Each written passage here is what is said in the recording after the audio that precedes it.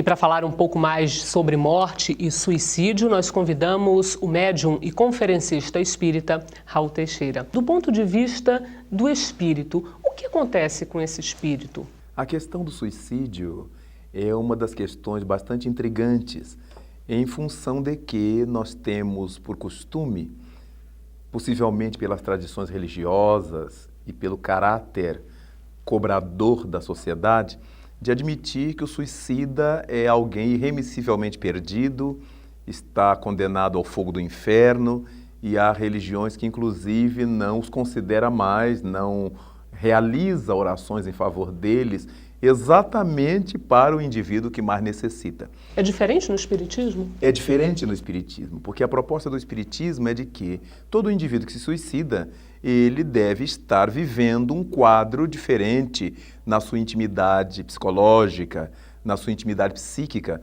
A criatura que se suicida certamente está desgostosa da vida, certamente não admite as propostas que a vida lhe está trazendo, deseja vingar-se de algo ou de alguém, ou simplesmente está motivada no que se chama de suicídio honroso, em admitir que ela estará, ao matar o corpo, realizando uma proeza, libertando o seu povo, criando situações capazes de dar ao seu povo uma grandeza maior. Há muita gente que se suicida dentro dessa linha de suicídio honroso para desfazer algum crime, algum erro, algum mal-entendido, alguém que se suicida de maneira a fazer com que alguém se sinta culpado, então deixam cartas, bilhetes, etc. De maneira que sempre alguém está desfocado daquilo que a divindade espera de nós.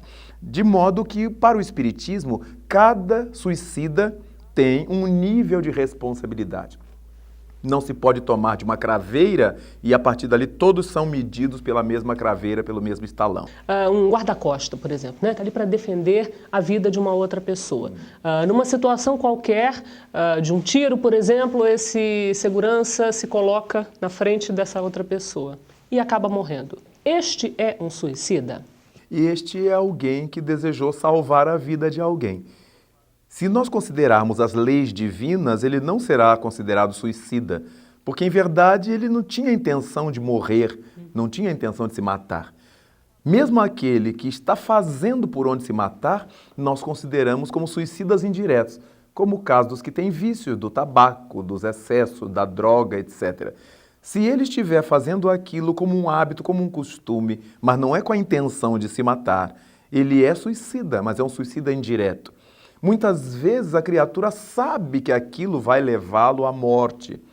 Então ele é um suicida consciente, é um suicida direto, porque ele sabe que aquilo mata. Isso piora a situação dele do ponto de vista espiritual? Complica, porque quanto mais você sabe, mais responsabilidade você tem sobre o material conhecido. Então, por isso, Jesus Cristo estabeleceu que aquele que mais tem, mais se lhe pedirá. Obviamente que é da lei da vida. Você não vai exigir de uma criança aquilo que você cobra de um adulto. Você não vai pedir de um doente mental, de uma pessoa insana, aquilo que você cobra de uma pessoa lúcida, equilibrada psiquicamente. De maneira que a divindade também considera esses casos e, por causa disso, muita gente que desencarna, que sai do mundo, que morre numa situação dessa, de um suicídio, ao chegar no mundo espiritual e se dar conta de que ela cometeu um desatino no momento de translocação, no momento de agrura espiritual, de pressão espiritual, já que há muita gente que vai sendo levada nesse roldão, nesse turbilhão, em virtude de assédios espirituais, de perturbações espirituais. Claro que esses assédios, essas perturbações, nós damos acesso a eles, mas não damos acesso a eles com a intenção de nos matar. A invigilância, né, o modo de viver de maneira equivocada, e alguma entidade exploradora, oportunista, se vale desse canal aberto. E porque ela sabe que você tem tendências, você tem inclinações à autodestruição, a fugir das coisas mais difíceis, então ela vai lhe levando gradativamente a admitir que fora da morte não há solução. Então, por causa disto, nós verificamos muita gente que é levada ao suicídio por indução espiritual. Não é que o espírito vai a mate, mas ele vai colocando na mente dela que o melhor para o problema que ela está vivendo é dar conta desse problema morrendo. E a criatura, no estado de tormenta interior, não avalia isto, não avalia consequências. Raul, como é que fica a situação daquelas pessoas, daqueles espíritos que de alguma forma colaboram para que alguém cometa um suicídio? É muito interessante essa pergunta, Cláudia. Por quê? Porque nós vemos muitos suicidas renascendo com paralisias cerebrais, com deformidades, com lesões sérias. Principalmente as pessoas que atiram no coração, que atiram na cabeça, elas voltam com lesões nas áreas em que o tiro afetou. Outras criaturas ingerem venenos, tóxicos sérios e voltam com lesões no aparelho fonador, no aparelho digestivo, no aparelho gastrointestinal. E, obviamente, quem é que vem para dar suporte a essas pessoas? Para ser a mãe do deficiente, o pai do deficiente, a família do deficiente, se não aqueles indivíduos que ativaram o processo, que muitas vezes levaram a criatura àquele nível de realização. De maneira que todas as pessoas que estão junto ao doente, a criatura patologicamente afetada, não está, salvo casos muito especiais, porque ela seja boazinha e está fazendo bem ao outro. Não está nessa situação porque Deus tenha querido testar a sua fé, como muita gente acredita. Ela está ali, segundo as leis da reencarnação, porque ela tem alguma coisa a ver com esse episódio. E tanto mais tem a ver, quanto mais sofre com o problema da criatura.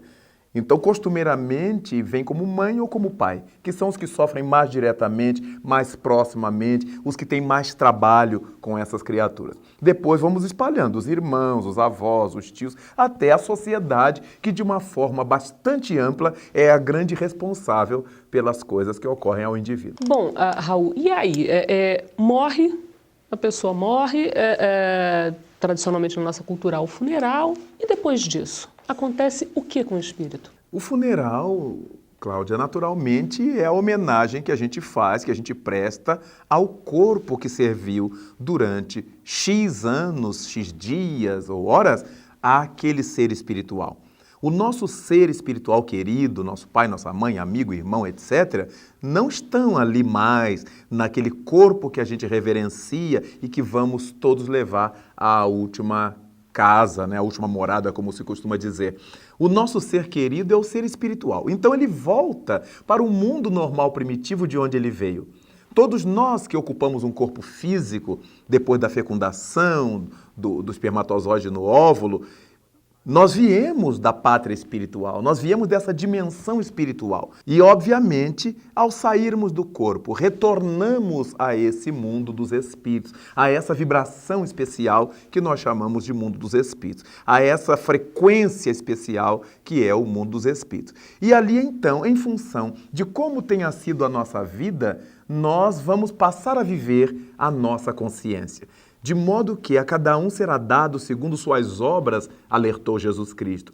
Se nós tivemos uma vida de crescimento, de esforços, pessoas normais, não há necessidade de sejamos nenhum herói, nenhum santo, nenhum anjo ou semideus. A importância que a divindade dá à nossa vida na Terra é a de que sejamos pessoas de bem, homens e mulheres de bem, realizando no mundo toda a soma de bem que pudermos realizar, fazendo aqui tudo de melhor que pudermos fazer, na nossa profissão, com a nossa família, no nosso lazer, com a nossa própria integridade, tudo de bom que pudermos realizar, de plantar uma flor, até construir a vida de alguém, nós deveremos fazer em prol dessas consequências felizes para a alma.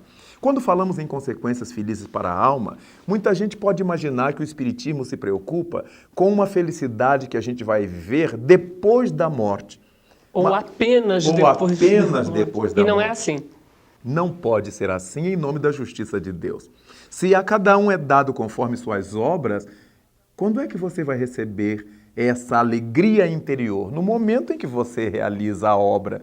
Então, desde o momento que a gente está fazendo bem, nós já estaremos felizes. Para aqueles que me dizem assim, e se não houver vida futura? Eu já fui feliz na vida presente. Mas se houver a vida futura, para aqueles que não creem, ele já perdeu a chance de ter aproveitado o tempo da terra. De maneira que quando nós desencarnamos, voltamos para a pátria espiritual. Como quem viveu muitos anos numa cidade para onde foi trabalhar, onde estava o seu emprego, depois que se aposenta, ele volta para a sua cidade natal. Vai encontrar as pessoas que lá deixaram, tão mais amadurecidas ou envelhecidas quanto ele, vai encontrar muita coisa modificada, mas é a sua casa, é o seu rincão, é o seu lugar. Daí então, no mundo dos espíritos, nós vamos nos deparar, vamos encontrar velhos amores, velhos amigos. Nós que imaginamos que a nossa família está toda aqui na terra, está toda arrumadinha aqui, nosso pai, nossa mãe, nosso filho, nosso neto, e quando chegamos no mundo espiritual, notamos que a nossa família é imensa, porque somos filhos das estrelas, somos filhos da imensidão. Há quantas reencarnações nós estamos nascendo no contato com centenas e centenas de pessoas, amigos queridos, inimigos, porque a questão do mundo espiritual e da sobrevivência nos traz essa realidade. Se vamos achar velhos amores, poderemos encontrar velhos inimigos, velhos adversários, com os quais ainda não nos acertamos. Daí Jesus Cristo nos havia proposto reconciliar-nos com o nosso adversário enquanto estamos a caminho com ele. Não esperemos o tempo passar, não deixemos a morte chegar. Se houver qualquer dificuldade entre nós e alguma pessoa, que a gente realize esse acerto aqui, enquanto estamos no corpo juntos com ela. Raul, para finalizar essa entrevista, como podemos nos preparar para a morte? É possível isso? É possível, e nós nos prepararemos para a morte sempre que nos preparemos para a vida. Saber viver, viver bem, fazer amigos, manter os amigos, trabalhar, estudar. Que coisa maravilhosa estudar, iluminar a mente. Quando a massa dos espíritos que vive na Terra adora a preguiça mental, detesta ler, detesta estudar, gosta de coisas ligeiras, mas se dá conta de que na medida em que o tempo passa, elas continuam ignorantes, não sabem nunca de nada. A criatura vive anos a fio com uma árvore à sua porta e nunca teve o cuidado de saber que árvore é esta, que família pertence, de onde é que veio. A criatura vive numa cidade e nunca se interessou por saber de onde é que veio o nome da minha cidade.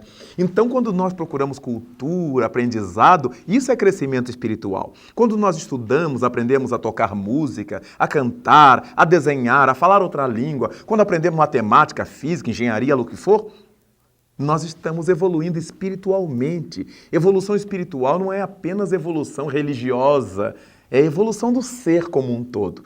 De modo que vale a pena nós fazermos o melhor que pudermos em todas as áreas, enquanto estivermos no corpo, porque, como diz o brocardo popular, tal vida, tal morte. Raul, muito obrigada por essa entrevista.